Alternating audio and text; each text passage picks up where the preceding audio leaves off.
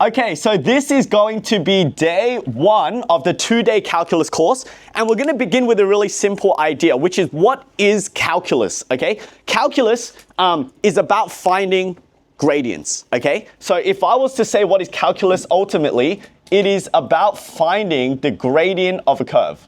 Now, if I said what is the gradient of this line over here, and I wrote a 2 and I wrote a -2, what would be the gradient of this line? Would it be easy to find? Yes? Rise over run. It will be rise over run. The rise would be 2 units. The run would also be 2, so the gradient is 1. What's a simpler word for gradient? Slope. Yes, slope. So I could say this straight line, m is equal to 1, and that is known as the slope or the gradient. Is that okay? Now for straight lines, that's pretty easy. We just do rise over run. But what happens if it gets a little bit more complicated? Give you an example. If I was to now sketch something else, and I was to sketch, let's say, this curve over here. Are we okay? Classic, it's a parabola, right? If I had to make up an equation for this parabola, we might say y is equal to x squared plus 1. Are we okay with that? In fact, I don't want to use the letter y today. I'm actually going to write f of x, a function notation. You guys should all be familiar with this. You did functions in the first term of year 11, okay?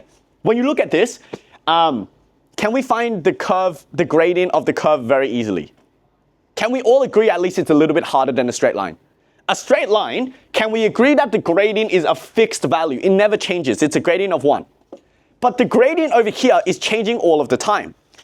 Let me give you a bit of a trick. If you want to visualize gradients, you want to draw a tangent to the curve. Does anyone know what a tangent to a curve means? Yes, you know the answer. What is it? It's a line that hits one point. Yeah, it's a line that just touches the curve. So I'll give you an example. If I was saying today, hey guys, what is the gradient of the curve right at this point? The way you want to visualize it is you want to draw a line at that point. Now, what line exactly do we draw? I can draw what we call a tangent line. Do we see that? Ultimately, it comes back to this bad guy, right? Because we only really know how to find gradients of straight lines. And so the gradient of the curve at that instant is going to be the gradient of this tangent line. Okay, let's do another one. What if I said, hey, I want you to find the gradient of this point? Well, the way we do it is we draw a what? What do we draw, guys? A tangent, right? So if I draw a tangent right at this point over here, well, awesome. We now know that this red line represents the gradient of the curve at that point. Let's do one more. This guy here. How do you think the tangent line is going to look right at that point? It's going to be flat. It's going to be horizontal. And so maybe it's here. Now, do we agree that the tangent lines are continuously changing their gradients? What is the gradient over here? Is that positive or is it negative, guys? It's negative, awesome, great answer. And then across over here, what is the gradient? It is 0 because it's flat. And then over here, what is the gradient? It's positive, great. Now we have a problem that I want us to solve. And I'm going to teach you the strategy to solve this over the next 2 days. How the heck am I supposed to find a gradient at every single point on the curve? And the answer is something called the derivative, okay? Now, let me explain it like this. If we have f of x today, f of x is equal to x squared plus 1. This is called a normal function. Is that okay? This guy has a job. Every function has a job in math. What is the function? What is the job for f? Can anyone tell me? What is the job for f of x? Who knows the answer? And if you don't, I can give it to you. To give you the y value. Yeah, we grilled that in class, didn't we? I kept saying it 100 times. F of x, the function f, does one job, is to give us the y coordinate. Is that okay? Let me give you an example. If we sub in f of, let's say, 2, then what would this function give us? It will give us 2 squared plus 1, which is a value of 5. Do we agree? What the heck does the 5 refer to?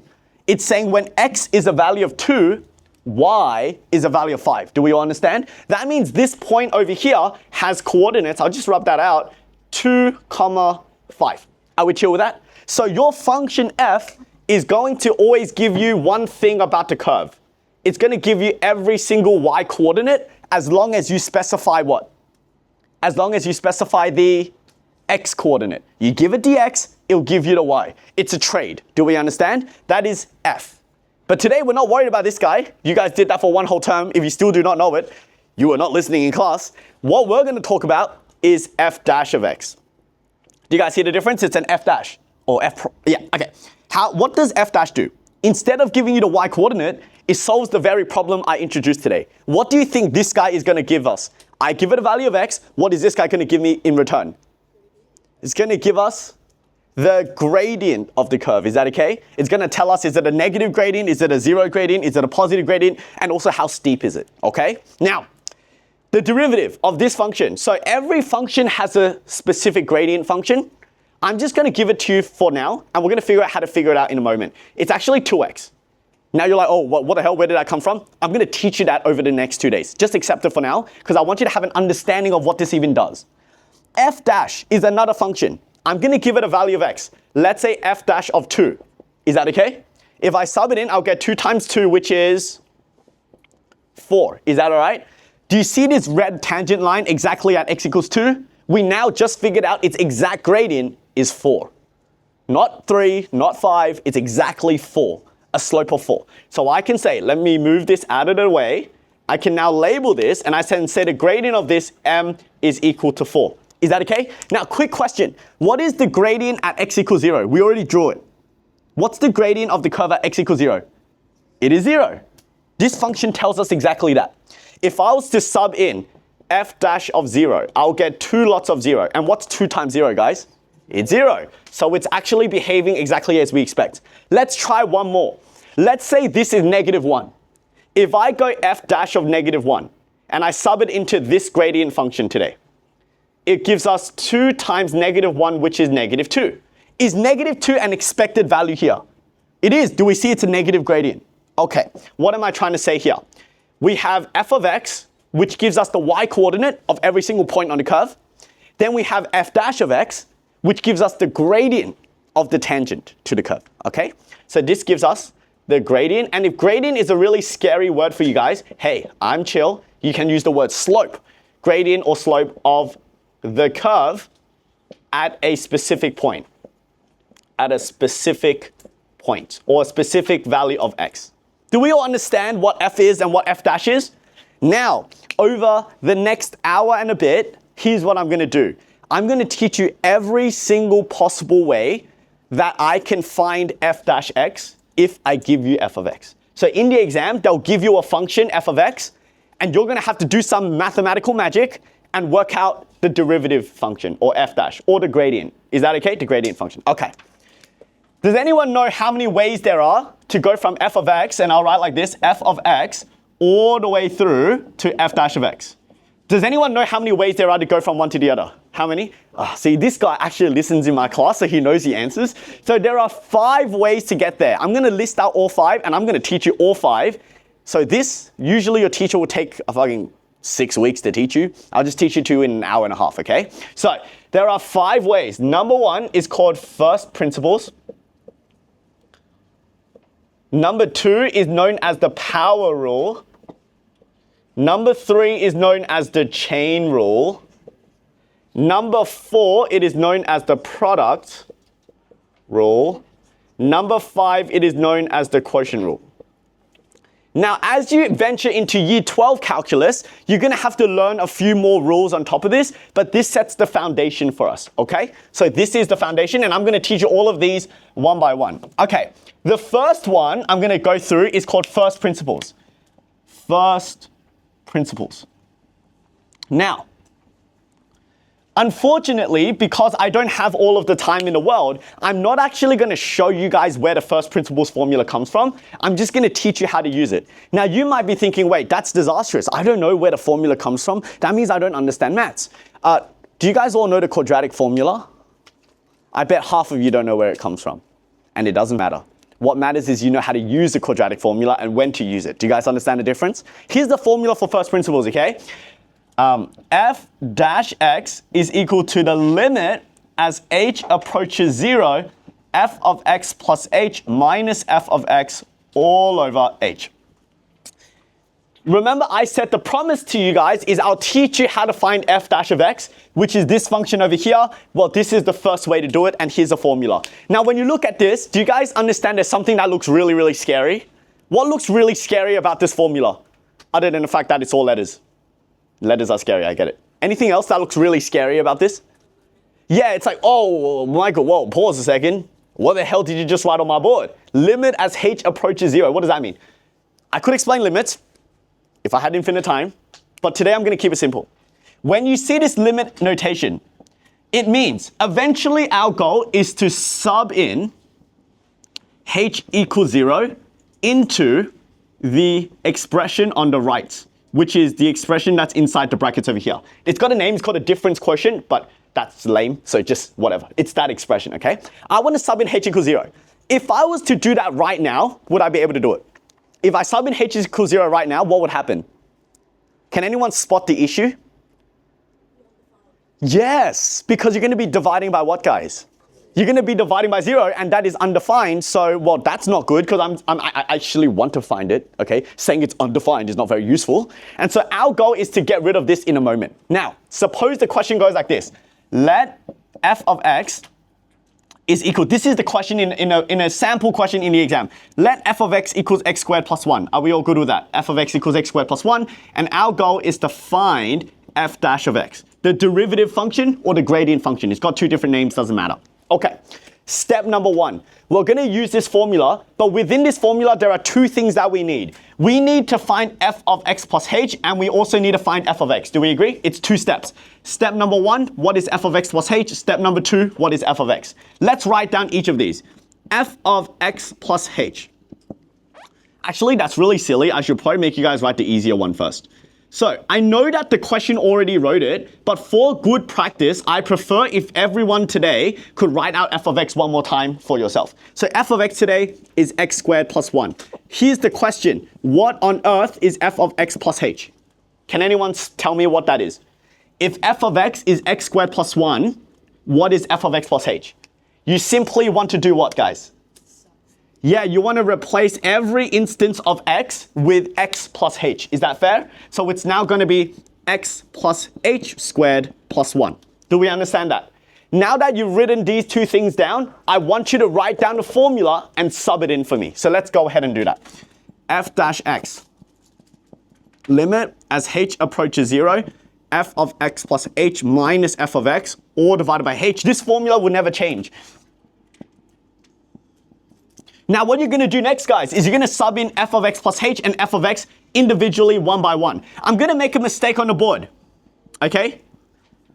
And I want you guys to tell me what mistake I made. And I did it on purpose, so don't think I'm stupid. All right, what mistake did I make?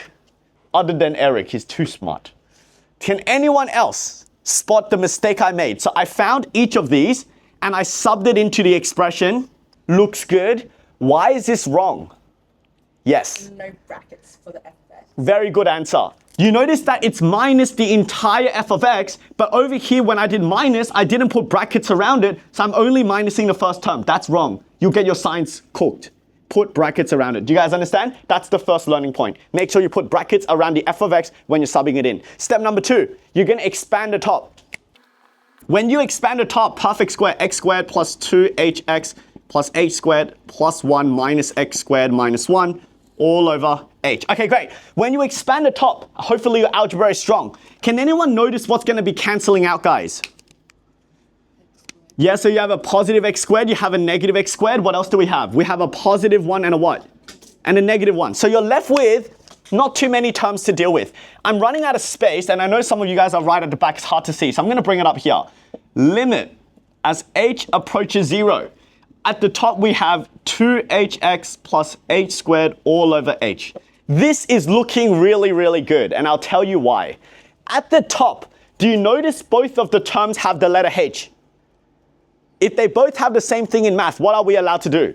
Factorize, great. If I factorize it out of the front, oh, what the hell? Wrong letter, backspace, backspace. H of 2x plus h all divided by h. Do you guys remember there was an h at the bottom which was causing us a lot of trouble because it was creating a 0 at the bottom? What can we now do with that h expression? We can cancel it. See you later, buddy. Right? Gone. And if we cancel it, we're now left with this. Okay, we are finally ready. What did I say the limit as h approaches 0 really simplifies to meaning? What did it really mean at the end of the day? Can anyone tell me? Sub in h equals 0. Can we now safely sub in h equals 0? If I do that, take a look at what happens. We get 2x plus 0, which of course gives us what value, guys? Isn't that exactly what I said was the derivative at the start? We had f of x is x squared plus 1. the gradient function is 2x, well, we found it. That is the first method of going from function to the derivative. It is known as the first principles. Okay, before we move on, there's a few things I would like to just stress a little bit, okay? So, just listening up over here. Number one, every time you guys do a first principles question, I want you to start with writing two things. What is f of x? And write down what is f of x plus h.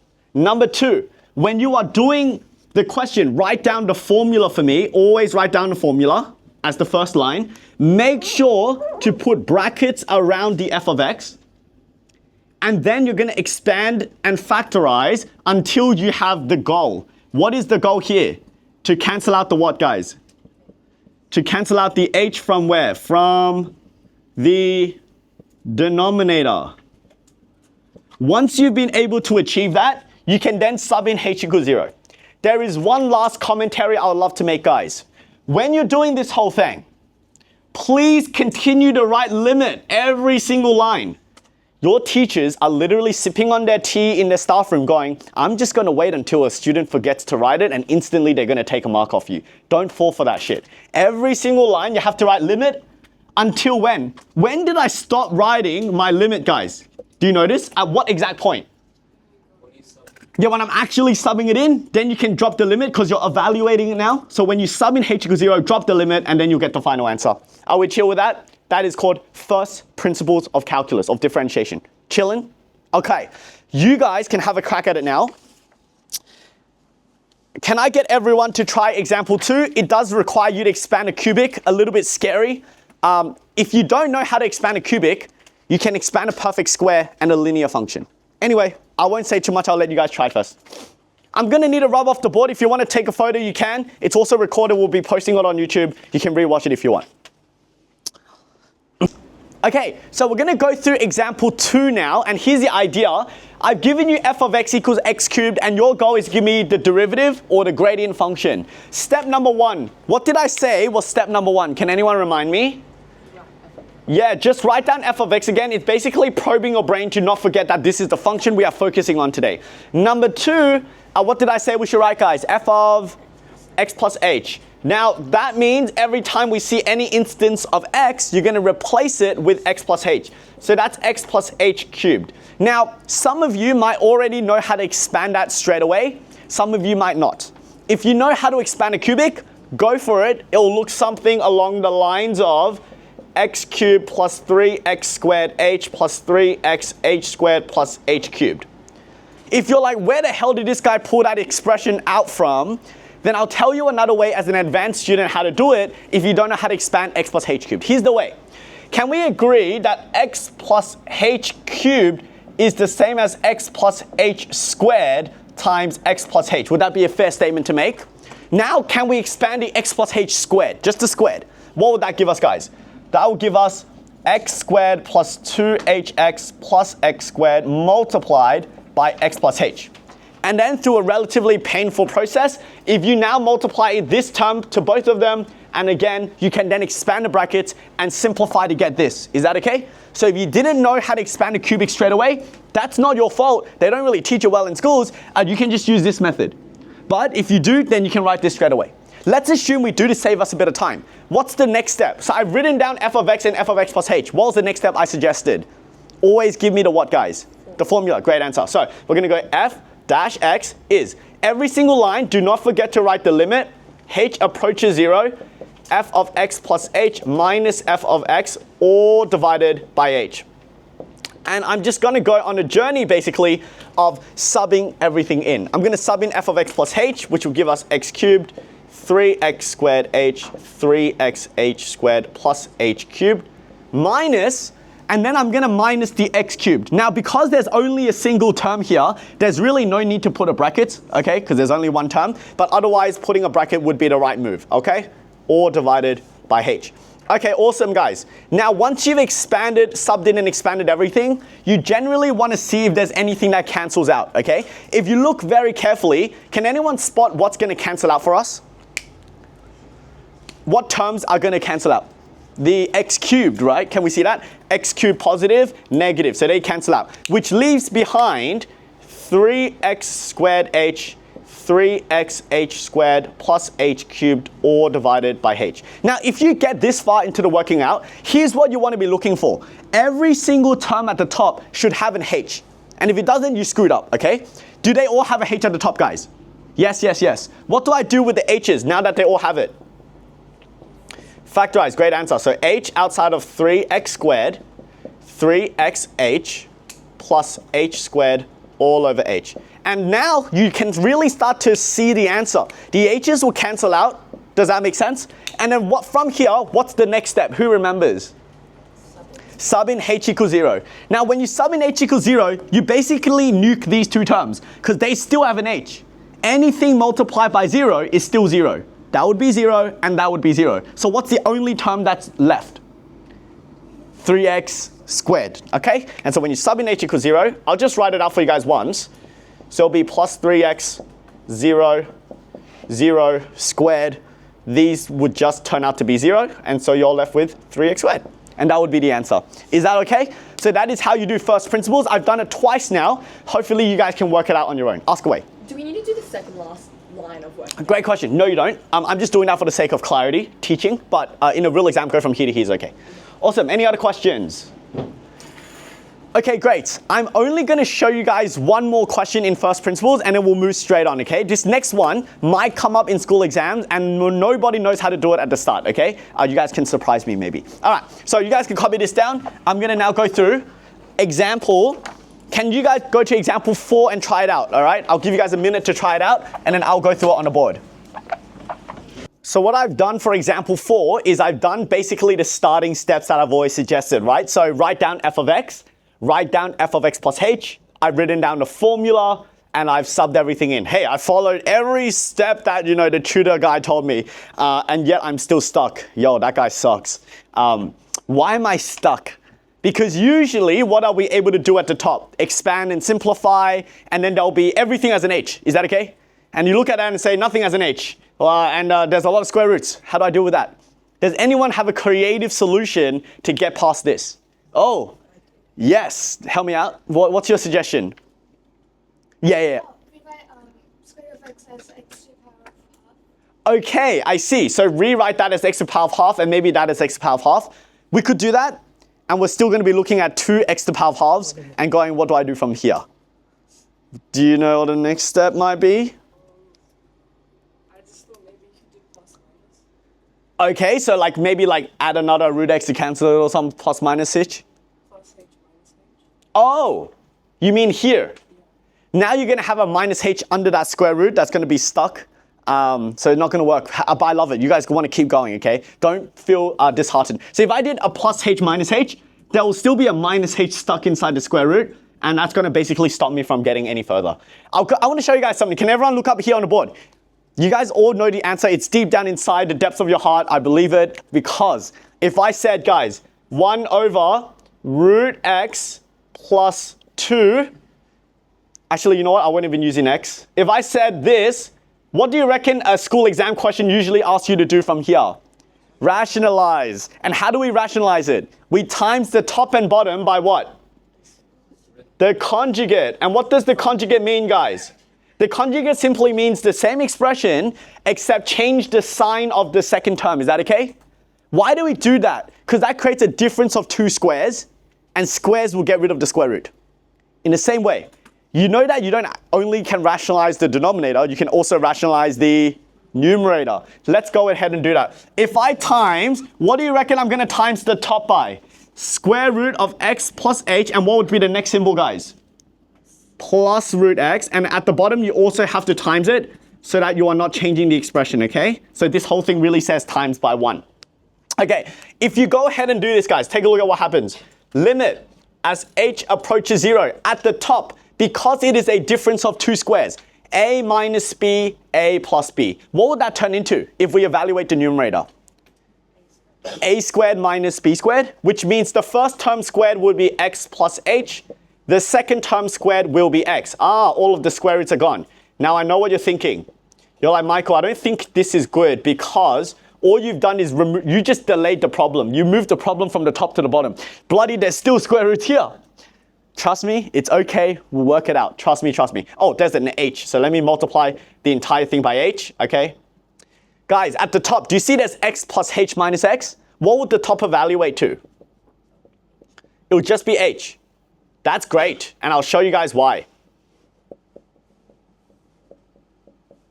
What do the h's now finally do once again? Cancel. Your goal is to always get rid of the h in the denominator. Do you guys understand? You want to get rid of it. And so now we can cancel them. And so we're left with limit as h approaches 0, 1 over square root of x plus h plus the square root of x. Are we chill with that? What's the next step from here once we cancel out the h? We always do the same thing, yes? Great answer. Substitute h equals 0. Now watch this, guys. I know you're thinking, whoa, whoa, Michael, there's still an h at the bottom. I thought you said you're not allowed to sub it in. You're only not allowed to sub it in if you sub it in and the entire denominator is 0. Is there other brothers and sisters next to it now? If I sub in h equals 0, do we still have other things in the denominator? So it is therefore safe. Do you guys understand? I can sub in h equals 0. If I do that, what would the final expression be? 1 over root x plus what? Yeah, so that'll be x plus 0, so root x plus root x.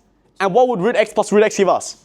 2 root x and bumba. Okay, that's how you do this question. So the technique I'm teaching you is if you need to deal with first principles involving some sort of square root, you can consider doing rationalization, okay? By timesing the top and bottom by the conjugate. This step is super not obvious, and if you've never seen it before, you probably wouldn't be able to figure out very naturally, okay? You really have to think deep. Okay, are we all good with that?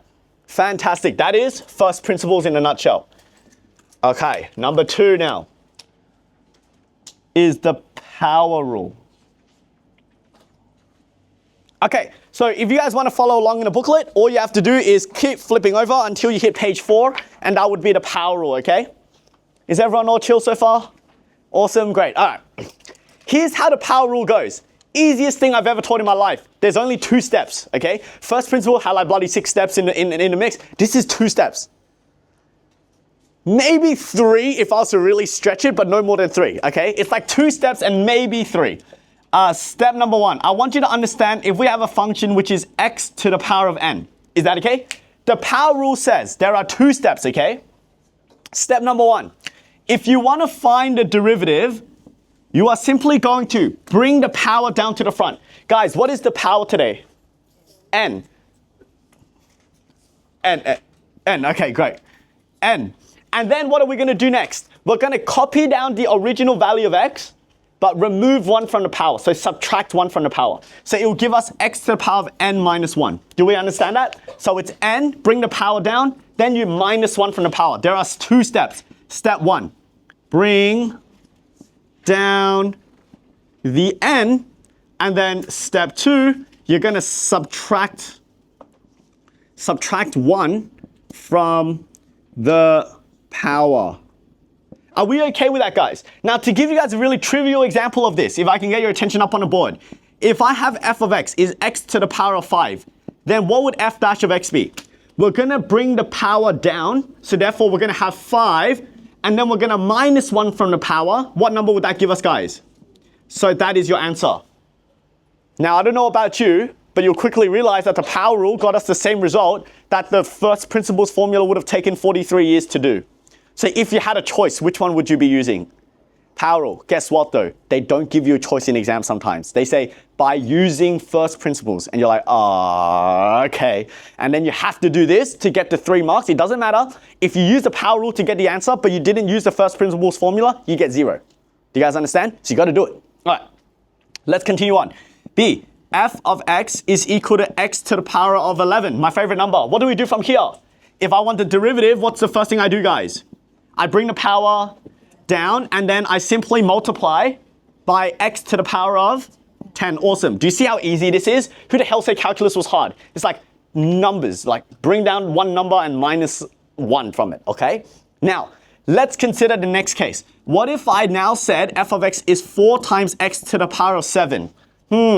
What do you do when there's a number in front? And the answer is bloody nothing.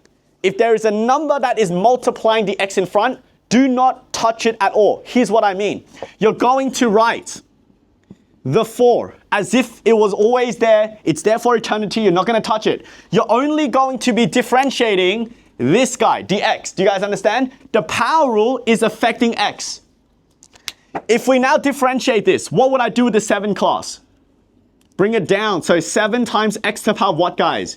6. Is that okay? And because, oh, hell no. And then because of these two numbers, they're multiplying. What can I write as the final answer? 28. So it'll be 28x to the power 6. And that's how we deal with numbers in front. So let me ask you the question again. When there is a number that's in front multiplying, like the coefficient, do I do anything with it in differentiation? No, leave it there. Is that okay? You're only differentiating the x term, and then this is really a simplifying. Is that okay? So 4 times 7, 28. Okay. All right, smarties. What do we do if I now said f of x is equal to 5? And I said differentiate it. Actually, you know what? That's a bit mean. I'll do something else first. 5x. I'm just going to tell you the answer so you guys can commit it to memory. Great, you can know how. It's just a power rule, but at the end of the day, if you have x to the power of 1 and you're differentiating it, the x will vanish. You're left with just a number. Is that okay? So if I said, what is the gradient? Can anyone tell me what is the gradient function? It is 5. So write this down, okay? If you just have an x and you're differentiating it, the x will vanish and you're left with just a number. I'm just going to do another one because I'm never sure people understand me when I say it the first time. Negative 1, 2, 3, 4, 5x. And I differentiate this. What am I left with? Negative 1, 2, 3, 4, 5. The number stays, the x vanishes. Is that okay? So your derivative is going to simply be negative 1, 2, 3, 4, 5. Hey, let's do one more for the shits and giggles. What would be pi x if I differentiate it? It'll be pi. I mean, pi is just a number. It's just a constant at the end of the day. And this is x to the power of 1. So when you differentiate this, f dash x will simply be pi. That's how you deal with x to the power of 1s. Don't even think about it. Just drop the x. All right? What about this now? This. F of x equals 3. Yes. If you differentiate and there's just a number and x is not even there, then the number vanishes completely and your derivative is simply 0. Now, some students are really curious, like, Michael, I don't get it now. Why is that true? Can I suggest a way to understand this? First of all, answer me, class. What does f dash x tell you about the curve? What information do we get about the curve? The slope or the what, guys? Or the gradient, yeah? Either way is okay. And then I'm going to take what you said, which is f of x equals 3. How do we sketch f of x equals 3? It's a straight line, but there are many straight lines in this world. Be more specific. It's a horizontal line. So can I say that f of x equals 3 is a horizontal line at y equals 3? Do we agree with that? Well, let me ask you a question. What's the slope? Do you see that? I haven't changed any of the theory. This is supposed to tell you about the gradient of the original function. If your original function is just a number, that is a horizontal line, and the gradient or slope of a horizontal line is always what number? Hence, this is true. Do you guys understand that? Okay, awesome. Now, if we put all of this beautiful stuff together, we'll get a real exam question that might look something like this. F of x equals 3x cubed plus 5x squared minus 11x plus 2. When you have multiple terms, polynomial, just differentiate each of them one by one. Is that okay? So, if I was to do f dash of x, do I need to touch the 3 at all? So I'm going to leave it. What would be the derivative of x cubed? 3x squared. Do I touch the 5? No. What would be the derivative of x squared? When you have x to the power of 1 and you differentiate, what is left? Just the number. When you differentiate a number, what is left? So don't worry. And then we can simplify. What's 3 times 3? 9x squared plus 10x. That is, minus 11. And that is your final answer. Is that okay? Now, I'll say clearly like this. This thing that I did, I just do it as part of the training wheels because we're learning calculus sometimes for the first time. In reality, you don't have to write this middle line. Just take the number. When you drop it, it just multiplies with that. See, we did it again. What would be 3 times 3? 9. Minus 1 from the power will give us what? X squared, yeah? What's 2 times 5? 10. Drop 1 from the power, you just get x. So you don't have to do the middle line. but I want you to know that that's actually what's happening behind the scenes. And that's why you're just multiplying it with a number in front. Are we all good with that? Fantastic. I want everyone to try example 5, get as far as you can, and then I'll deal with some of the weird ones like square roots and things like that. Cool? All right, example 5, do it for me now. You guys got it. Can I get everyone's attention now? So we're gonna go through the derivatives of all of these functions. Here's the idea. The first few are very easy, and then it gets to f, and then we get a bit scared. So I'm gonna put a little asterisk here for you to like really deep it and focus with me when we get up to there. Okay, what is the derivative? Oh my gosh, why is this guy back? What's the derivative of x to the power of 7? It'll be 7 x to the power of 6. Okay, great. Now f of x, okay, how would I diff this? 12 x to the power of 3 plus 22x. Great. What would be the derivative over here? It'll be 2, right? When we have x just to the power of 1 and you differentiate it, the number stays, the x will vanish. Okay, over here, f dash of x. Let's continue on. What would this be? 6 x squared minus 10 lots of x plus 6. The minus 3 is the number. If you differentiate a number alone, it will disappear and vanish. Moving on. F dash of x is equal to, oh, this one. When you move the 3 down and you times it by half, what would the fraction become? 3 over 2x squared, and then that would be minus 7, and that's the end of it. Is that okay?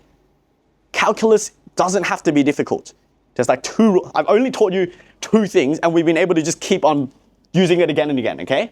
Now, what happens when you have x at the bottom? Listen carefully.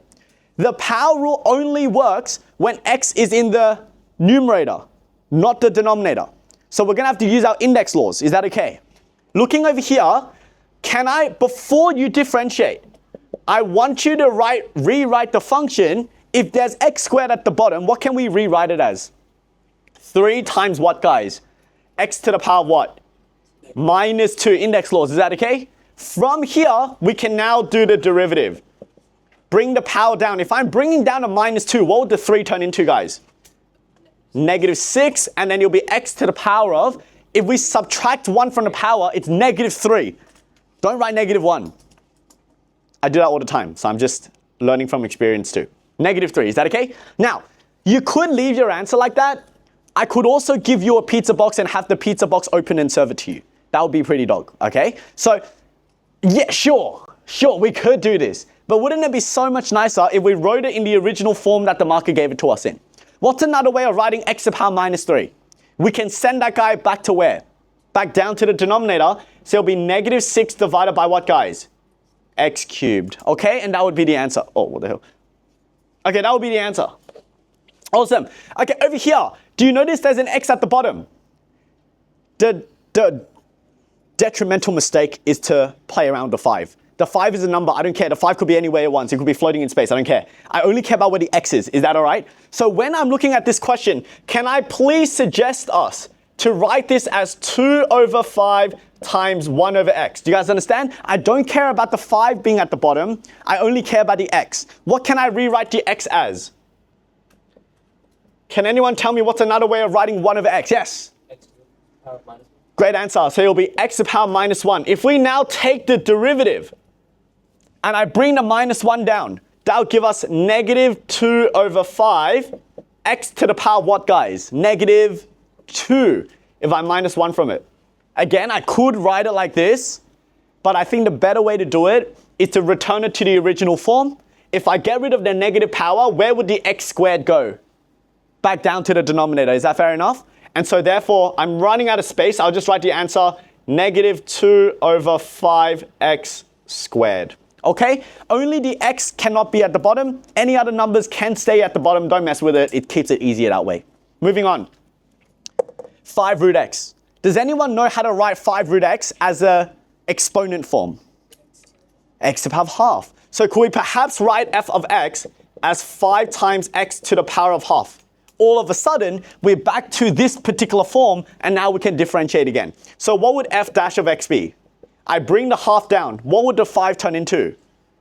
5 on 2. And then it will be x to the power of. Now, be careful here. What's half minus 1? Negative half. Okay, so just be really careful. Now, in an exam, I'm so cautious of doing a silly mistake. I low-key put really dumb things into the calculator, including half minus 1 sometimes, just to make sure that I really see a negative half. I put crap like what's 8 plus 3 to make sure it's actually 11, you know, like, okay, the point is, this is the answer. Am I gonna leave it like that, do you think? No, we're not. When there's a negative, I can get rid of the negative. Where would I put the x, guys? Back down towards the where? To the denominator, so 2x to the power of half. But what's another way of writing x to the power of half? Root x. So it'll be even better, oh my gosh, I'm running out of space again, as 5 over 2 root x. And that would be a great way to write the final answer. Is that chill? Okay, over here. This is combining basically all of the skills I taught you. Is it a problem that there's a 2 and a 7 over there? Do I care about the numbers? No, we don't. You know what's the first step? Split it up. Negative 2 over 7 is simply some innocent number at the front. I don't really care about it. 1 over square or cube, actually square root of x power 3. Okay? Does anyone know how to turn this guy into a third form? Yeah, there's a little 2 outside for a square root, and that goes to the bottom of the fraction, okay? So this is going to become negative 2 over 7, 1 over x to the power of 3 divided by 2. Where did the 2 come from? That little 2 on the outside, we slot it into the denominator. Do we like x at the bottom though? No, we don't. So what can I do next, guys? X to the power of negative 3 over 2. Okay, now I'm going to do the derivative. Do you notice the entire time I'm not differentiating, I'm simply rewriting the original function, so it's just f of x. When I'm ready to differentiate, I'm now going to write f dash of x, okay? Now from here, if I bring down the power, negative and negative is going to make a positive. The 2's will cancel out. You're going to get 3 over 7 times x to the power of. If I want to minus 1 from that, does anyone know immediately what the answer is? Negative 5 on 2. Great. So you take the bottom number, you minus it from the top. So negative 5 on 2. Okay, and that would be the answer, right? No. It's okay, you could leave it like that, but I think we can do better. I'm going to get rid of the negative, put it back down at the bottom. Holy, that looks horrible. And then I'm going to write it as x to the power of 5 to the square root, to really return it back to its original state. Are we all happy with that? Awesome. Now, just for the record, when we are doing stuff like example 6, it's always just the same rules, except you might have to expand the brackets first or split it up and stuff like that. Can you guys all have a go? I'm going to give you guys 2 minutes, and then I'm going to speed run it. All right? So give you guys 2 minutes, and then I'll speed run it. Can I get everyone's attention here? For this first question, I'm going to show you 2 ways of dealing with the scenario. There is one way that I personally prefer, because it teaches you a skill that you'll need in year 12 a lot, okay? But here's what the first way is, okay? So method number 1. You're going to realize that there's x's at the top and at the bottom. It's kind of all over the place, no good. Step 1, rewrite the x cubed. If I want to get rid of the x cubed at the bottom and it goes to the top, what would its power turn into? Negative 3, good answer guys. So it'll be x to the power negative 3 times that entire numerator. Do we agree with that? Can I now expand it, so multiply it in? So what would that be? If I got x to the power negative 3 times x squared, what do the powers do according to index laws? They add. So it'll be x to the power negative 1. Next one, plus 2, x to the power negative 2, and then negative 3, x to the power minus 3. Do you see how all of a sudden we've returned the function into individual terms containing x? Now I can differentiate, okay? So the derivative of this would now be negative x to the power negative 2, negative 4 to the power of negative 3, positive 9, negative 4. Okay, so I did that a little bit faster than usual, just because it is the same steps that we've been doing the entire lesson so far. So I brought the power down, I minus 1 from the power. Brought the power down, minus 1 from the power. That's method number 1. Before I go further, did everyone understand the essence of that question? So when you see an x at the bottom, what are we going to think of doing now? Moving it to the top, and then we can expand it to get individual terms again, yeah? We always need to get back to this guy, because I've only given you one rule. And so if it's not this guy, you literally don't know what to do yet, okay? So this is good.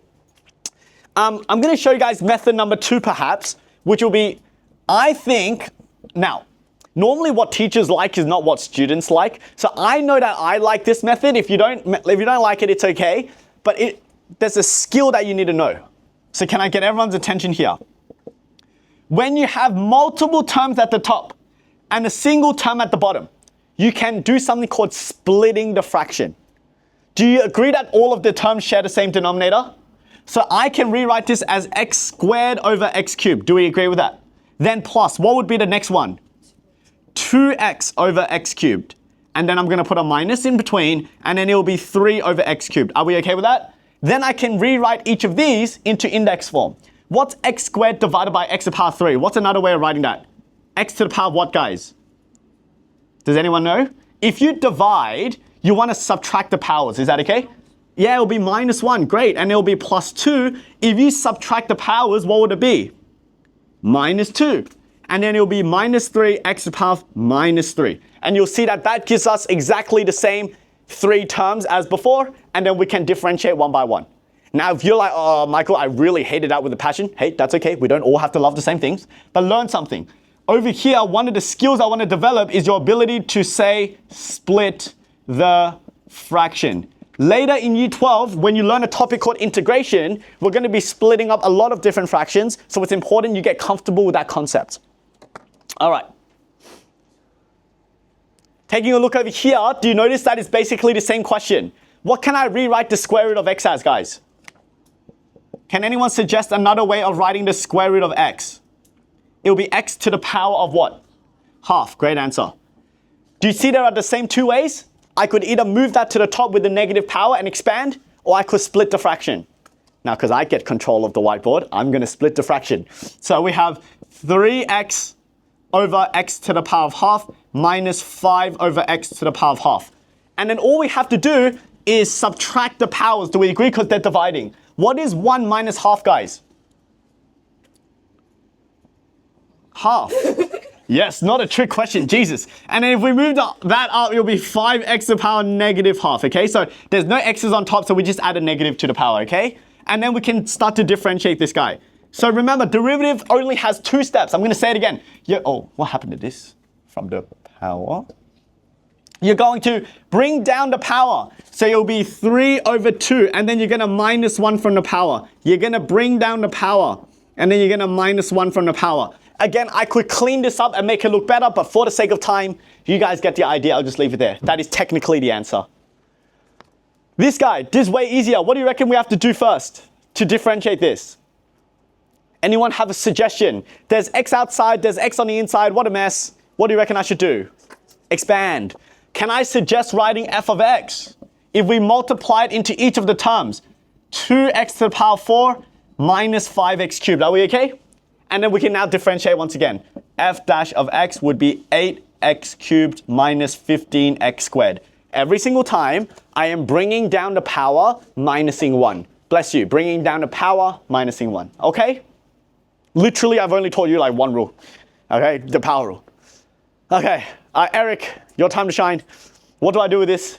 Yeah, you expand it. Can we see that this is actually a what?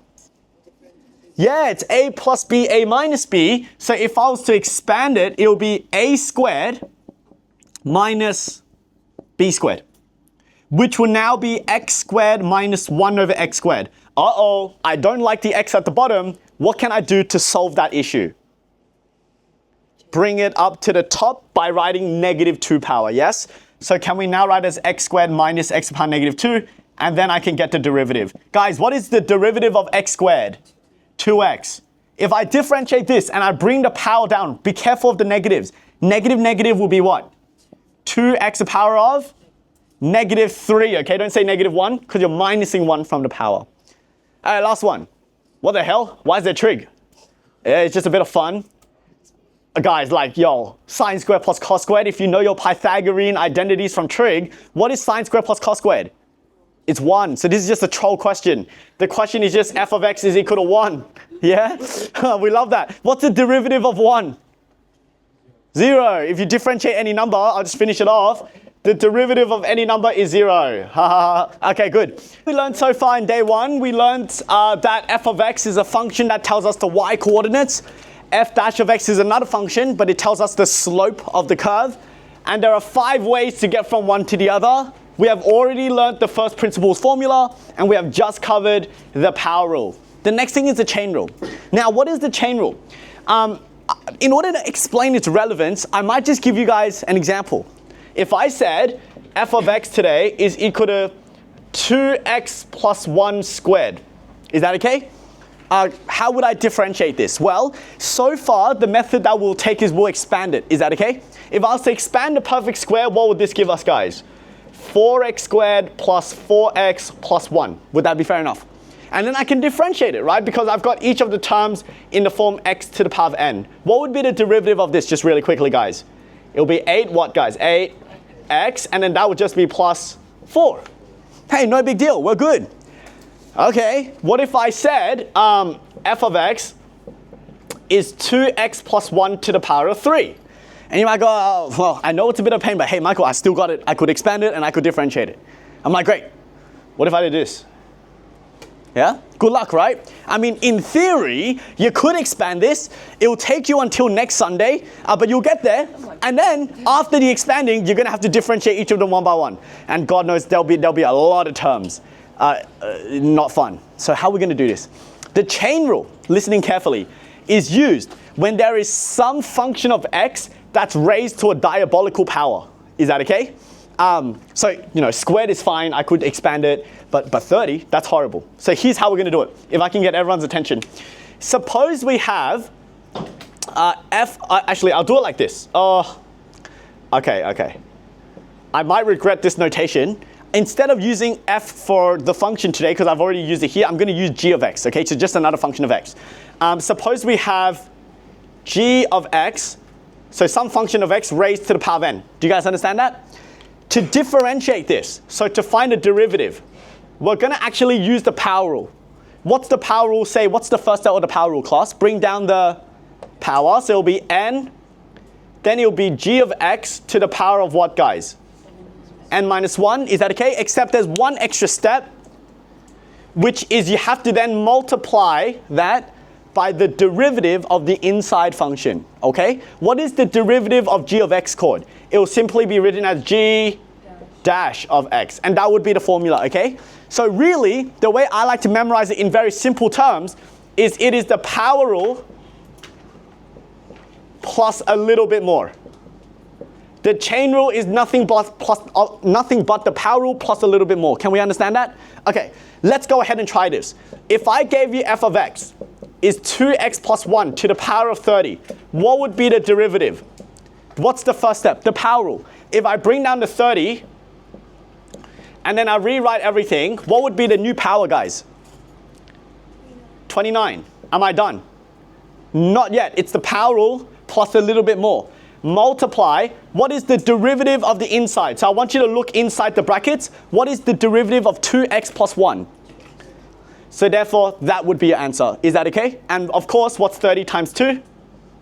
It will be 60, 2x plus 1 to the power of 29. Do you guys understand? The chain rule is when you have a function raised to some power. Okay, let's do one more example of that before we move on. So if I said f of x today, x squared plus 3x minus 1 to the power of 15. Can anyone please help me out? How do I differentiate this? You'll notice there's a function of x raised to a diabolical power, so we're therefore going to use the chain rule. Bring the power down. What would be the new power, guys? 14. Am I done? Absolutely not. You need to remember the little bit more, which is times by the derivative of whatever's on the inside. What is the derivative of x squared plus 3x minus 1? 2x plus 3. Now, I'm going to write it wrong. This is wrong. Why? No brackets. If you do not have the brackets, this is only multiplying the 2x, not the entire expression. So please remember to have your brackets over here. Are we all understood? Okay, great. Now suppose I give you a more interesting scenario. Oh, bless you. If we have f of x is equal to 1 over x plus 1 to the power of 3. Do you guys notice this is very similar to what we were doing before? We have an x, but it's now at the bottom. What do you reckon we're going to do?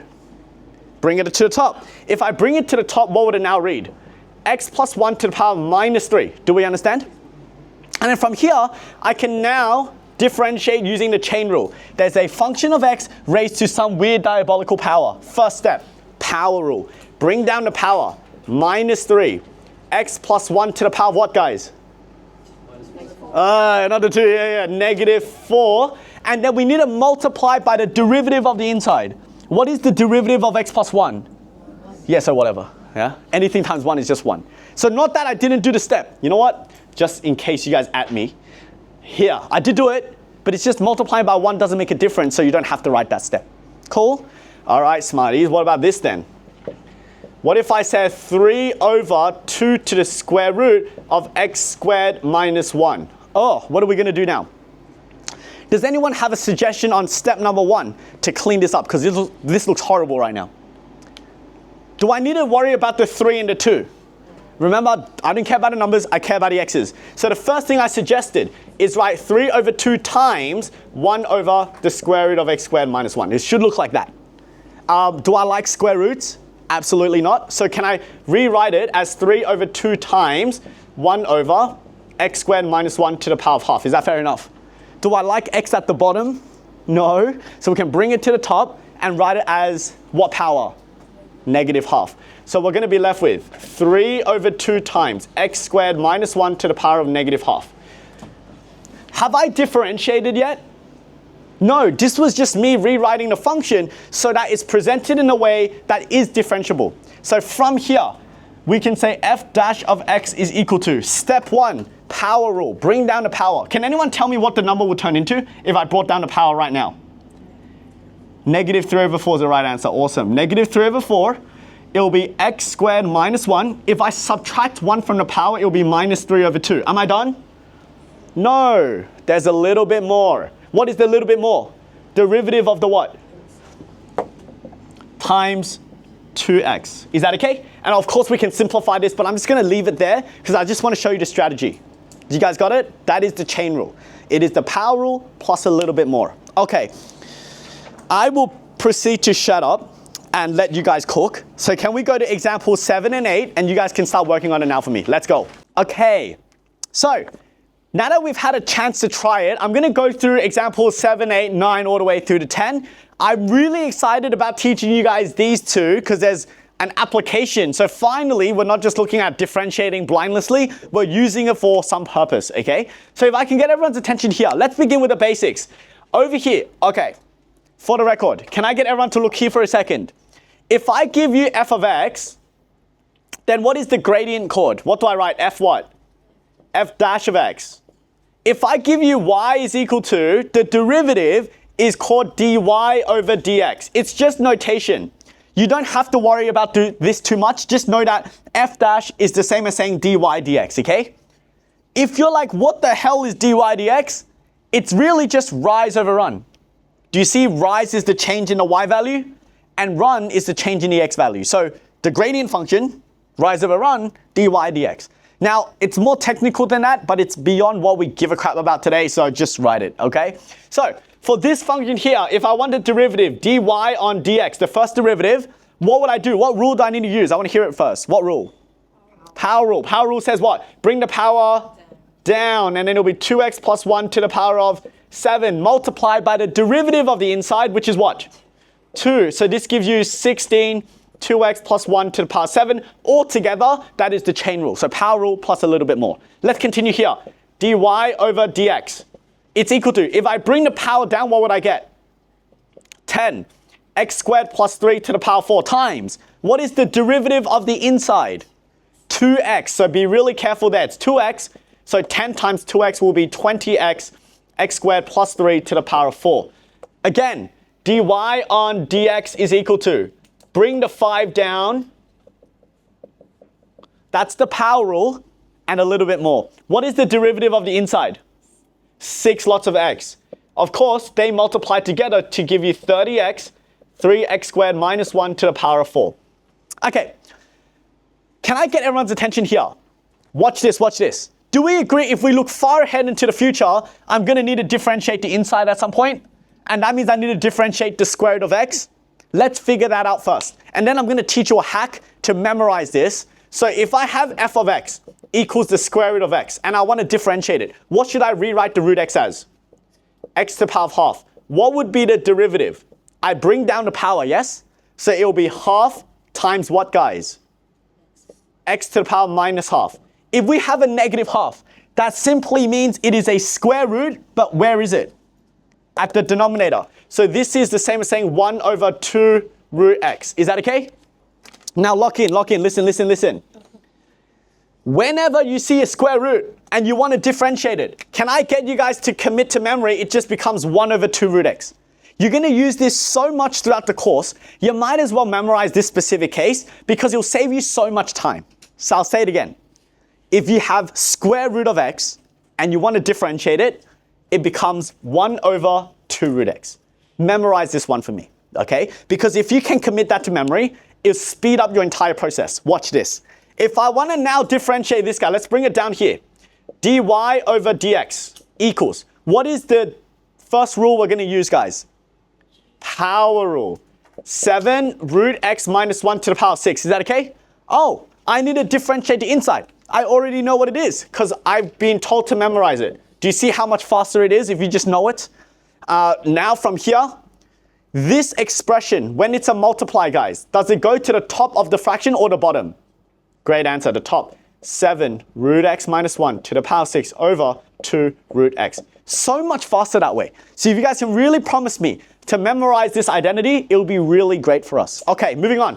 Over here, I do not like the x plus 1 at the bottom, so what can I rewrite it as? Negative 1 power, yes? We've done it again and again. dy on dx is equal to, bring the power down, minus 1 from the power. What is the derivative of the inside? What's the derivative of x plus 1? Yeah, it's 1. So therefore, I don't need to do it. Well, I mean, look, I'll write it for today.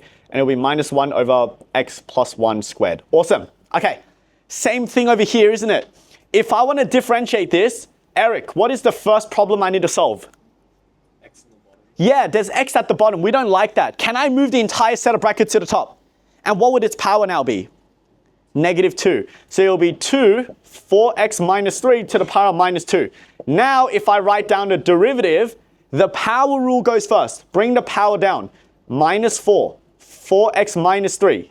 If I subtract 1 from the power, it'll get negative 3. Am I done? Hell no. Times the little bit more. What is the little bit more? The derivative of the inside. And what is the derivative of 4x minus 3? It is 4. So, bang. This will give us negative 16 at the top. The negative says send this guy back down to the denominator. So it will be 4x minus 3 cubed. All right, are we chill with that? Great.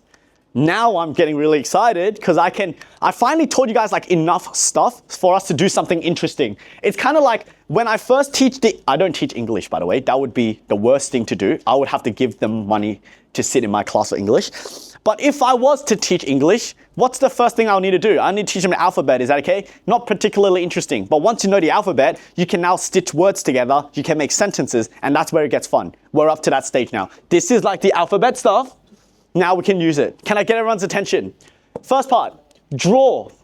Does anyone know how to draw the square root of 25 minus x squared? Some people. Some are like, I've never seen a square root having a sketch before. It's a semicircle. With what radius, guys? 5, great. So this is simply a semicircle. So I'm going to write 5, 5, negative 5, and there's my semicircle. Okay, next. It says, find a gradient of the tangent at x equals 4. Can I just get everyone's attention here? Who remembers what is a tangent? It's a straight line that does what? That just touches the curve. Do we agree? If I look at x equals 4 and I go to this point, the question is asking, what is the gradient of the curve? Is that okay? At that point, I can visualize the gradient by drawing a tangent. Does that make sense? So here's the question. What is the gradient of this blue line? Which is the same as saying, what is the gradient of the semicircle at that point? Does this guy help us find gradient? Not directly. What do I need to do to this guy? Differentiate it. The derivative helps us find the slope. This helps us find the what of the curve? The y coordinate. Do you guys remember that boring stuff? I'll say it one more time. If you have y equals 2, this gives you the y coordinate. I mean, it literally says y is equal to. If you take the first derivative, this equation is going to help you find the slope or the gradient. Because the question is asking us for the gradient of the curve, I'm not using this guy, I'm using the derivative. Does that make sense?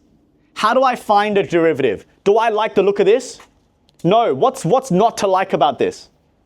The square root. Good answer, guys. Can I write it as 25 minus x squared to the power of half? Is that fair? Okay, let's differentiate. dy on dx is equal to. If I use the power rule, I'm going to bring down the half. 25 minus x squared, negative half. What's the next step I need to do? Derivative of the inside. And what is the derivative of the inside, class? Be really careful here. I'll give you guys a moment to think. Yeah, derivative of 25 is nothing. It's just a number. And derivative of negative x squared is negative 2x. So I'm going to write negative 2x. Okay, watch this, guys. Do you notice the half and the 2 will cancel? Okay, half times 2 is 1. The negative x, does that go to the top or the bottom of the fraction, guys? The top, okay? So that negative x, oh, that's a horrible. One second.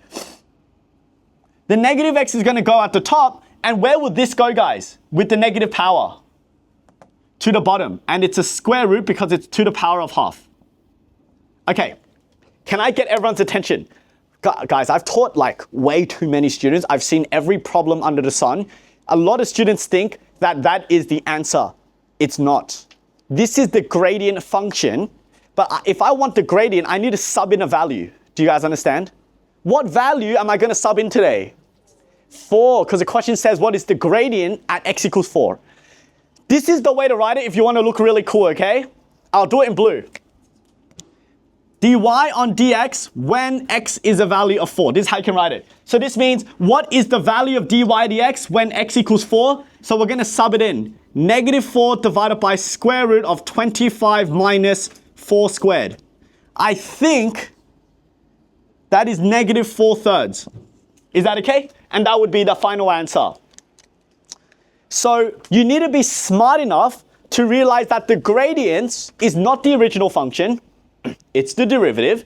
Once you use the chain rule to find a derivative, I want you to sub in x equals 4 to find the actual gradient. Yes?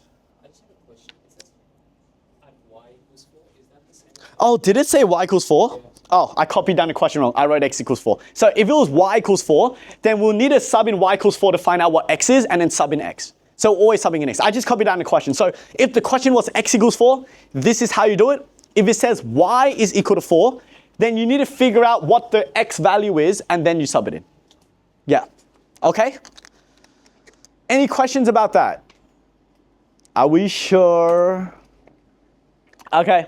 I'll leave it for now. Next question. Let P be the point at x equals 2.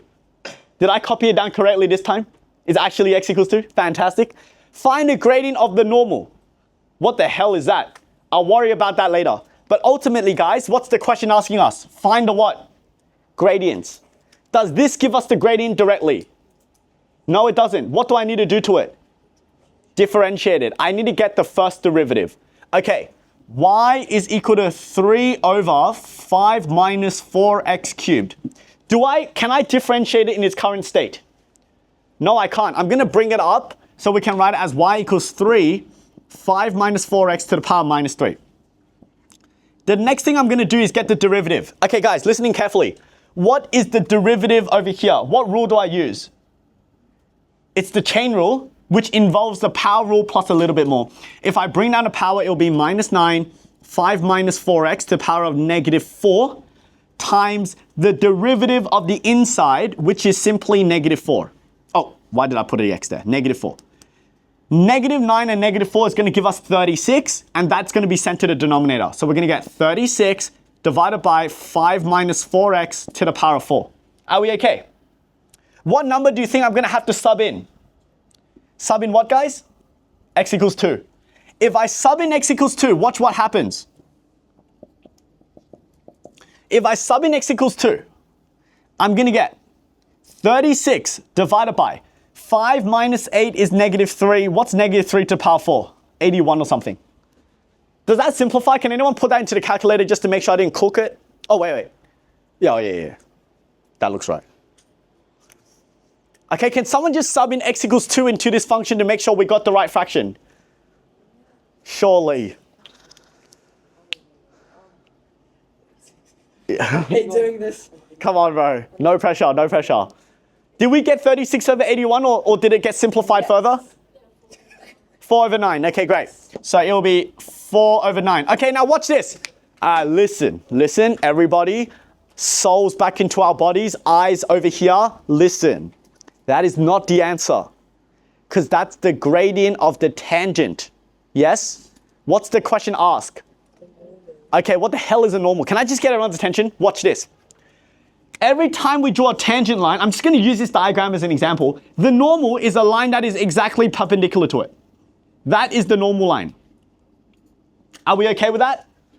Because they are perpendicular from like linear geometry or coordinate geo in year 10, what do we know? Yeah, the two gradients multiply to give you -1. So I'm going to write it like this. Please listen. The gradient of the tangent times the gradient of the normal is -1. Why is that always true? Because they are perpendicular lines. If I make the gradient of the normal the subject, it's -1 over the gradient of the tangent. Yes? There are two English words to help you memorize this. Number one, it is negative. Can anyone guess what's the second word I'm about to say? Reciprocal. Oh, very smart. So therefore, when you have the gradient of the tangent, I simply need to take the negative reciprocal, yes? So negative, what's the reciprocal of this fraction? The flip, so it'll be, instead of 4 divided by 9, what would it now be? 9 over 4, yeah. So therefore, we can say the gradient of the normal is -9 over 4. That is the answer. So the tangent, you can find directly using the first derivative. If you want the normal, take the negative reciprocal of that number. Read the question. Don't be like me where I read the question wrong. Would have lost the mark in the exam. Rest in peace, okay? All right. We've basically got one more idea I need to share, and then we're going to wrap it up, all right? We're nearly there.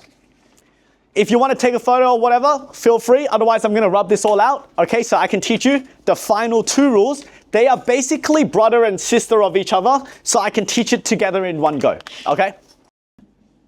Okay. All right, guys. Are we ready for the last little bit of this class? Okay, last 15 minutes. I know it's been a long class and there's a lot you had to like memorize. There's a lot of new content.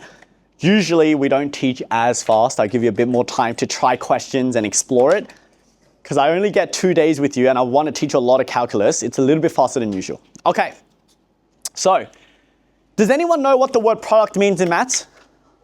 It means multiply. So when we see product rule, I want you to remember it is multiplication rule. Is that okay? What does quotient mean? I mean, it's like, have a fun guess. It means division, okay? So quotient rule really means to divide. I'm going to explain what we're talking about here. If I have a function where it is I'm going to give you a basic example. Let's say it's x to the power of 3 and x plus 1 to the power of 4. Is that okay? Do you notice this is 2 different functions of x multiplying each other? On one side, you've got x cubed. On the other side, you have x plus 1 to the power of 4. They're multiplying. So what rule do you reckon we're going to use in this instance? The product rule. Now, I want to say it like this. You should only use the product rule if you can't easily expand it. Let me give you an example. This would be the world's dumbest thing to do, okay? Imagine I gave you an exam and I wrote x times, oh my God, I can't write x. Imagine I said x times x plus 1. And you're like, it's the product of 2 x's. Let me do product rule. I'm like, what the hell are you doing? Because what could you literally just do to this? You can bloody expand it, right? You could just write it as x squared plus x, and then you can differentiate it. It'll be 2x plus 1. What are we even doing if you're not going to do that? Do you understand? So to be clear, product means multiply, but you should only use the product rule if you can't easily expand it. This is a pain in the ass because it's to the power 4. I can't easily expand it. Let's use the product rule. Okay, how does the product rule work? Can I get everyone's attention? I'll write down a question over here. The function on the left, you're going to give it a name. Let's call it the letter u. So this is going to be the letter u to represent the first function of x, and then we're going to use the letter v for the second function. Now you might ask, could I use a and b? Yeah, but you'll be a weirdo, but you could, okay? You could do A and B. I've never really seen anyone do that. Hey, but you could rage bait your teacher. It would work. But let's do U and V for today. Now, here's what you're gonna do. You're gonna set up the formula first, and then I'll show you what's going on. You're gonna write U equals, what is U equal today?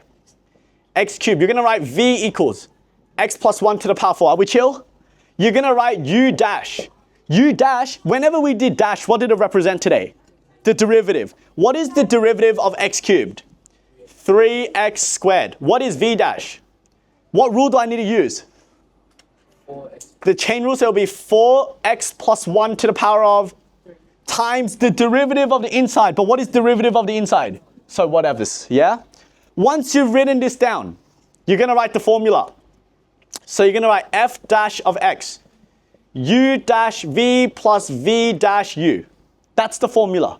So you can see the reason I make you guys do this setup is so that you can sub it in very easily. Is that chill? What is u dash today? Can anyone spot which one is u dash?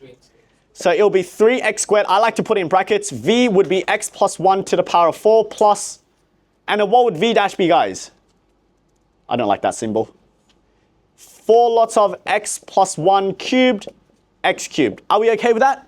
Now, listen. That is the answer, but I hate it. Why? You'll learn tomorrow in the world of calculus that we're going to need to find more stuff than just the derivative. And so presenting your answer like this makes your life really, really difficult. Is that okay? Here's my suggestion. After you sub it into the product rule formula, I want you to factorize. Factorize means look at each of these terms and ask yourself, what do they both have in common? Can you guys spot one thing they have in common? What is it? X squared. There's an x squared, there's an x cubed, they both have x squared. Great. Whatever they have in common, I want you to take it out. So take out the x squared. What else do they both have in common, guys? X plus 1 to the power of 3. Once you've taken out the common factors, I want you to use a square bracket. Can anyone tell me what is remaining on the left term if I took out the x squared and 3 lots of the x plus 1? It'll be 3 of x plus 1. Is that okay? The 3 is going to remain. If this is x plus 1 to the power 4 and I've only taken out 3 of them, there's 1 left. Did you guys follow that? Over here, if I've taken out the x squared, what's going to be left, guys? 4 lots of what? X. Is that okay? Finally, I want you to expand and simplify.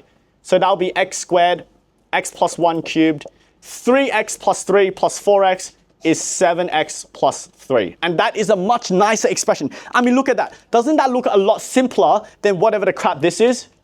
Yes? Okay. I'm now going to break down what I did into individual formulaic steps that you can follow every single time. Step 1. What do you reckon, guys, is a good name for this first step? Great. I was going to say the word setup, right? Setting up the question means write down what you need. You know, when we did first principles earlier today, we did f of x and f of x plus h. That's the same thing. It's setting up the question. If you do setup, you make less mistakes. Make sense? Okay. So the first step is set up your product rule ingredients. Number 2, what is this called? What do you reckon is a good name for this one? The bloody formula. Okay, we love that. And then what's the next step? Substitution. These are the exact same steps we did for first principles, by the way. You can look back at the working out. You'll realize it's exactly the same. And then after substitution, there's a new step. What is this? I'm going to write it in bold capitals to scream at you guys. What did we do over here? We factorized. And then after you factorize, the last step is simply, simply to simplify. Lovely English. Okay, is to simplify. Do you guys understand? So set up the question, write down the formula, sub in everything, do factorization, simplify. Okay, great. That's the 5-step process for product rule. Any questions about that, guys? Sweet. Can I get everyone to try example 11? Just do one for me, and then we're going to move on. Okay, example 11. Just because I'm running a bit shy on time. As I walk around, you guys better not do me dirty. I want to see you guys do all of these 5 steps. All right, did we go okay with that one? So you've got your u and your v, and then you're subbing it back into the formula and factorizing and stuff like that, okay? Does anyone want to just ask any question? Any question is okay? All right. It's okay. Off camera, if you want to ask a question, you can ask a question if you're too shy. Okay, I've got one more formula I need to teach you. Holy heck, this has been freaking hectic, but that's the product rule. We're down to the last one, quotient rule. Can I get everyone's attention looking up here, and I'll show you the formula. Quotient rule is used when we're taking the division of two functions. The function at the top is called u, and the function at the bottom is called v. See, if I look at this example over here, can anyone tell me what would u be? Well, I just bracketed it. And then v would be x minus 3. Is that okay? So function divided by another function. The top is u, the bottom is v. Do you guys notice that the formula is just the same as the products rule, except there's a negative instead of a positive? Do you guys see the product rule is u dash v plus v dash u? What is the formula over here? U dash v minus v dash u. So I want you to recognize something. This is the same as the product rule, but with a negative symbol. Are we okay with that? And the second thing is the entire thing is divided by v squared. Do not forget that. All right, good. Now, because of timing, I'm not actually going to do this question. I'll do this one up here. So what would u equal to, guys? And what would v equal to? Let's write it up. So setup. What is u? X. And v would be 5 minus 3x. What is u dash? And v dash would be carefully negative 3. Is that okay? So once you've done your setup, we can say dy over dx is u dash v. Do I do plus or minus? Minus for the quotient rule. V dash u all over v squared. What is the next step after we write the formula, class? We're going to do substitution. Let's sub in everything from the setup into the formula. U dash is 1, 5 minus 3x, minus negative 3, and then x. Okay, all divided by v squared, which is 5 minus 3x squared. Okay, guys, once I've done substitution, what I generally want to do is I want to factorize or simplify. Now, at the top over here, you'll notice that there's just they don't have anything in common. So therefore, you're going to skip to the next step, which is expand and simplify. So this over here is going to give me 5 minus 3x. What's minus 3, guys? Plus 3 times x would be plus 3x all over 5 minus 3x squared. Is that okay? What do you notice between a minus 3x and a plus 3x? So you're left with 5 divided by 5 minus 3x all squared, okay? And that's what the question actually said. Show that the derivative is that expression, and that's exactly what they wanted. Okay, last bit. Find a gradient. Guys, for the gradient, you've got two options. Y, dy, dx. For the gradient, which one am I going to use? For the gradient, which one am I going to use, class? dy dx, fantastic. Okay, good. We're going to use dy dx, which we already found. Is that okay? And we want to find a tangent. Tangent, I can use this guy directly. Is that fair enough? So I'm going to write it like this. What is the value of dy dx when x equals what value? The point is k of 2, negative 2. So what value of x are we going to use, class? We're going to use 2. Great answer. If I have 2, I'm going to sub it into here. That'll give us 5 over 5 minus. What's 3 times 2? 6. So it'll be that. This will give us what? 5. Okay, great. This is the gradient of the tangent or the normal. Which one? Tangent. If I want the normal, there were 2 words. You guys remember the 2 words? Negative reciprocal, my man. So if I want the normal, I'm simply going to take the negative reciprocal of this, and I'll get the answer to the second part of the question. So we can say like this. Number 1, the gradient of the tangent is simply 5. And number 2, what is the gradient of the normal, guys? Negative 1 over 5, and boomba. That is the end of day 1 calculus, okay? Good. Write it down, copy what you need, and we'll wrap it up here. You guys, it's super great.